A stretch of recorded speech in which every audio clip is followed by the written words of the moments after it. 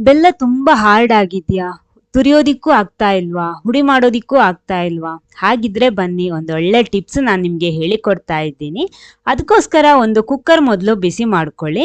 ಅದರ ಒಳಗಡೆ ಒಂದು ಸಣ್ಣ ಬೌಲ್ ಸೆಟ್ ಮಾಡ್ಕೊಳ್ಳಿ. ಅದರ ಮೇಲ್ಗಡೆ ಒಂದು ಪ್ಲೇಟ್ ಕೂಡ ಇಟ್ಬಿಟ್ಟು ಕುಕ್ಕರನ್ನು ಪ್ರೀಹೀಟ್ ಮಾಡಬೇಕು. ಅದಕ್ಕೆ ಈ ಕುಕ್ಕರ್ ಗ್ಯಾಸ್ಕೆಟ್ ಮತ್ತು ವಿಸಿಲನ್ನು ತೆಗೆದ್ಬಿಡಿ. ಒಂದು ಸ್ವಲ್ಪ ಹೊತ್ತು ಇದನ್ನು ಬಿಸಿ ಮಾಡ್ಕೊಳ್ಳಿ. ನೋಡಿ, ಕುಕ್ಕರ್ ಬಿಸಿ ಆಗಿದೆ. ಇವಾಗ ಇದನ್ನು ಓಪನ್ ಮಾಡಿಬಿಟ್ಟು ಇದರ ಒಳಗಡೆ ನೀವು ಎಷ್ಟು ಬೆಲ್ಲನ ಹುಡಿ ಮಾಡಬೇಕೋ ಆ ಬೆಲ್ಲನ ಇದರ ಒಳಗಡೆ ಸೆಟ್ ಮಾಡ್ಕೊಳ್ಳಿ ಈ ರೀತಿ.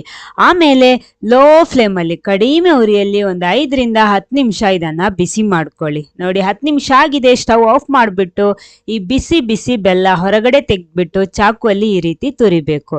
ಜಸ್ಟ್ ಚಾಕು ಇಟ್ಟರೆ ಸಾಕು, ಬೆಲ್ಲ ತನ್ನಾಲೆ ಹುಡಿಯಾಗಿ ಬಿದ್ದುಬೀಳುತ್ತೆ. ನೋಡಿ, ಈ ರೀತಿ.